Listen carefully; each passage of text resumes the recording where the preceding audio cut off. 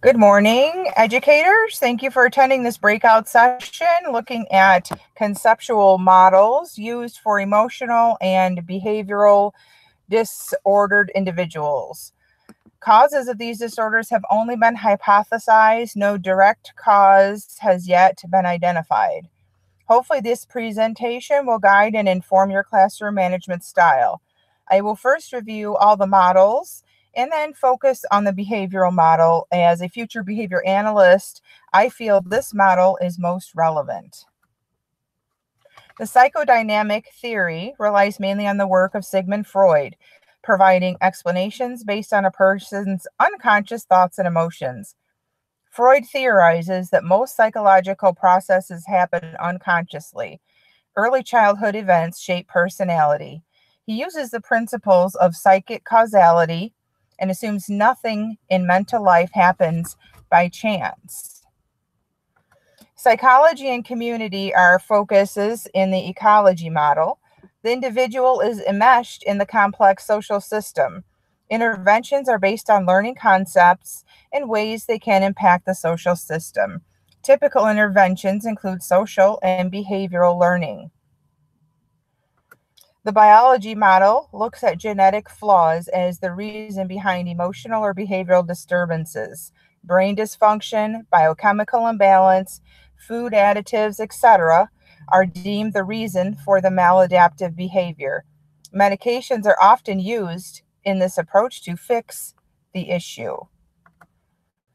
The sociological model focuses on an individual's interaction with the social environment, exposure to stressors, access to social and personal resources.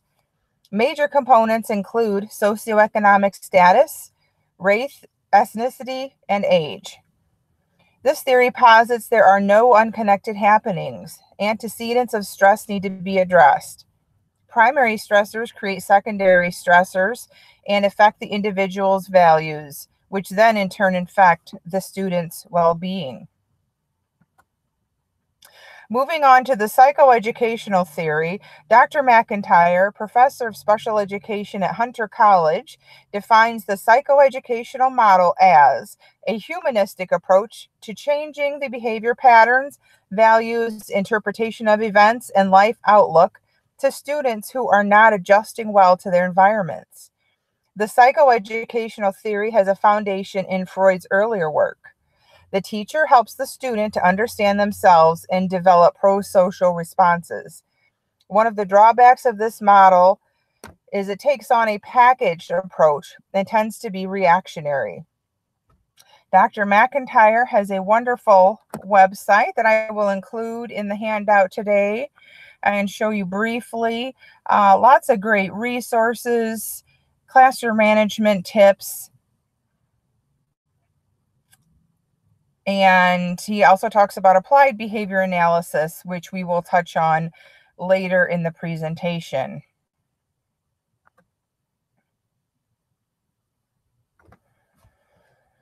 An educational approach typically uses positive behavior intervention supports, usually a school-wide approach, outlining expected rules and behaviors, reward systems, and positive interactions. Response to intervention, or RTI, uses a tiered system to categorically place students based on need. 80% of the students fall within Tier 1, 15% make up Tier 2, and the remaining 5% require the most intensive intervention. Finally, we reach the behavioral model, which addresses an individual's reactions to the environment. Applied behavior analysis focuses on operant conditioning discovered by Alfred Skinner. And on the screen, I have the Skinner box. If you've heard of that, that is how he first discovered operant conditioning.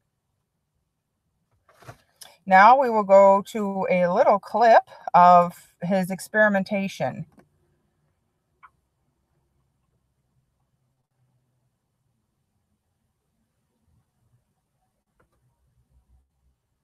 Can pigeons read? This one gives every indication, because it's been taught to distinguish between two words to behave appropriately. He's learned his different response to each sign by being rewarded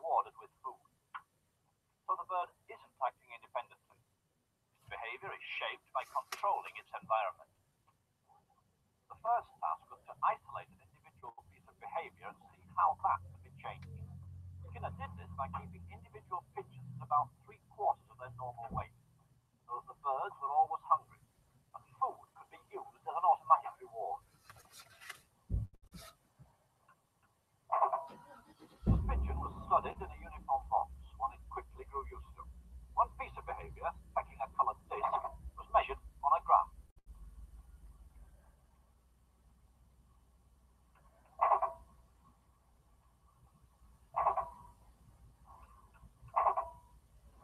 The pigeon learned that pecking the disc produced a reward. Then the behavior of pecking could be studied in relation to how often that reward was offered, or in Skinner's terms, what was the schedule of reinforcement.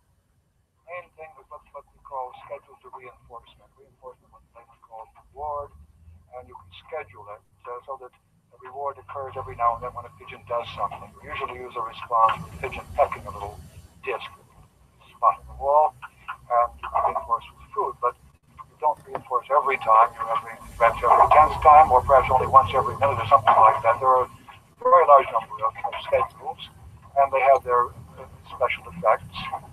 There is a good example of how you can move from the pigeon to the human pace, because one of the schedules is very effective with rats or pigeons is what we call the variable ratio schedule, and that is at the heart of all gambling devices and has a.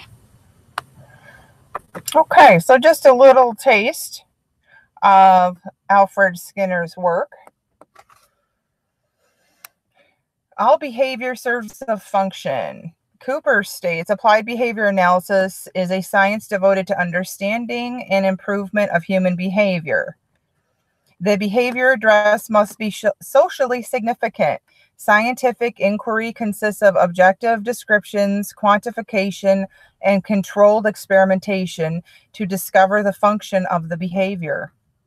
ABA discovers variables that consistently influence socially significant behavior and uses interventions to alter those variables. All too often, educators will try different classroom management techniques with no data to support if the interventions are working. If a tangible is not preferred by the student, why do some classrooms impart token economies for all students? The behavior approach provides individualized interventions for the student. Applied behavior analysis describes four main functions of behavior. Sensory. Are we seeking input from the environment? Escape. Are we escaping an unpleasant task or activity? Attention. Does the attention we seek from others drive us? Are we the class clown? Tangible. Are we trying to obtain something? Treat, recess, preferred activity, or toy? The acronym SEAT is helpful in remembering these functions. Normally, a board-certified behavior analyst would gather data, anecdotal, parent reports, direct observation, baseline behavior, and then graph that data, use ABC, antecedent behavioral consequence, charting, complete a function behavior assessment, hypothesize a function, and begin discrete trial training, all while continuing to graph data to show improvement. However, BCBAs are preferred analysts as they are experts in the field. Unfortunately, they are not plentiful, but the field is expanding exponentially. Often, the special education department takes on some of these procedures. I often find most classrooms are already using ABC charting for documentation purposes. Bearwolf and Risley have an article that was created in 1968 that outlines the tenets of ABA, and I will include this also in your handout today. It talks about the behavioral components, the analytical process, technical and scientific processes involved with ABA. Great article.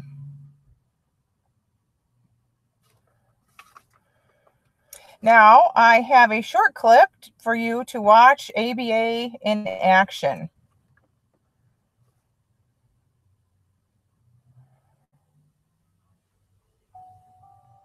Unit 3, Discrete Trial Teaching. Section 1, the Discrete Trial, SD, and Response.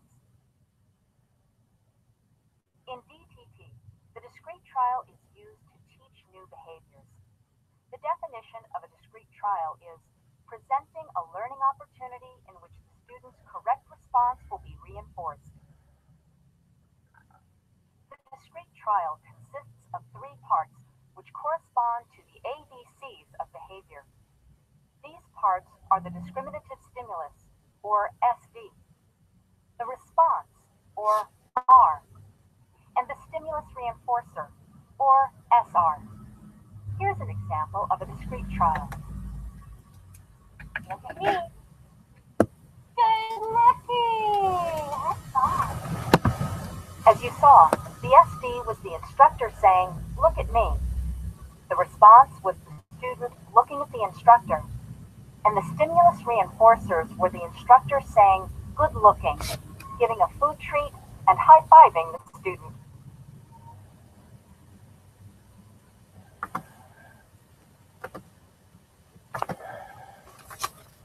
My hope would be that you take all of these models into consideration when working with your students. Oh, let me turn that off so we can hear the end of the presentation. Oh, not sure what is going on. Here we go. Let's turn this off. Sorry about that. Again, my hope would be you take all these models into consideration when working with your students. I find the behavioral model most useful because it's scientific and uses data. It's data-driven. I understand ABA services are not readily available in this area. I have provided a handout with more information, links, charting, and resources. Thank you for attending this breakout session.